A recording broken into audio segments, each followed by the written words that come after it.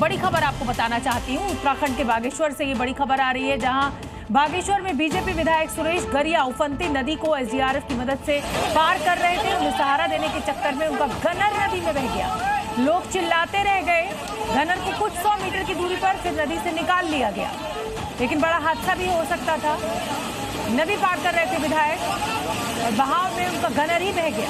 बड़ी खबर इस समय की दिखा रहे बागेश्वर में बीजेपी का विधायक है जो इस समय नदी पार करने की कोशिश कर रहे थे और उसमें वो गनर बह गया। हालांकि कुछ दूर जाकर इस गनर को निकाल लिया गया, लेकिन कोई बड़ा हादसा भी हो सकता है।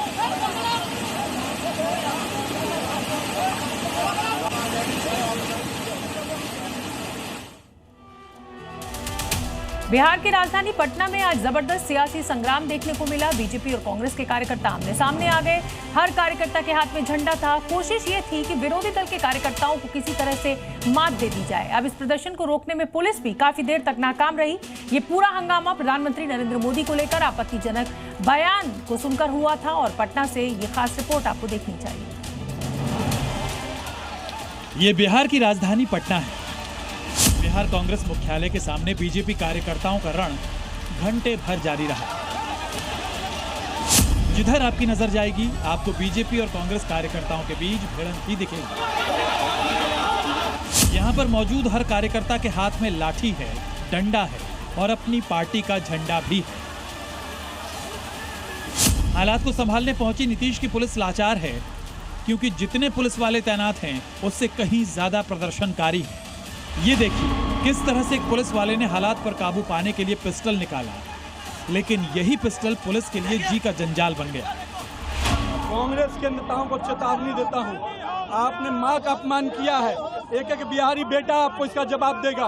आपने देश के प्रधानमंत्री का अपमान किया है। एक एक भाजपा कार्यकर्ता इसका बदला लेगा। अब आप तो देख सकते हैं, हम प्रदर्शन करने आए थे, शांतिपूर्ण प्रदर्शन था। कांग्रेस कार्यालय के अंदर से ईटा पत्थर चलाए जा रहे हैं, बंदूक दिखाए जा रहे हैं। तो भाजपा कार्यकर्ता बंदूक और ईटा से नहीं डरता, पत्थर भी खाएगा, माथा भी फोड़ाएगा, शहीद हो जाएगा, पर इस मां के अपमान का बदला लेके रहेगा।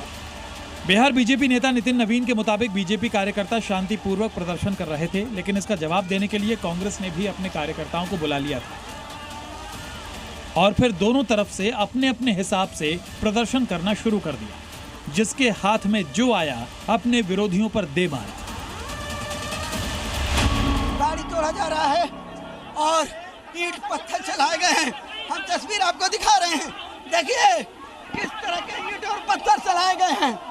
दोनों तरफ से कांग्रेस और बीजेपी की तरफ से जो है वो बचाने का प्रयास में लगी हुई है और दोनों तरफ से अभी भी डंडे फट्टे चल रहे हैं। तस्वीर देखिए, पहले कांग्रेस और बीजेपी के झंडे दिखाई दे रहे थे और अब जो है केवल बीजेपी के झंडे दिखाई दे रहे हैं। गाड़ी के टूटे शीशे सड़क पर हुए संग्राम की गवाही दे रहे हैं।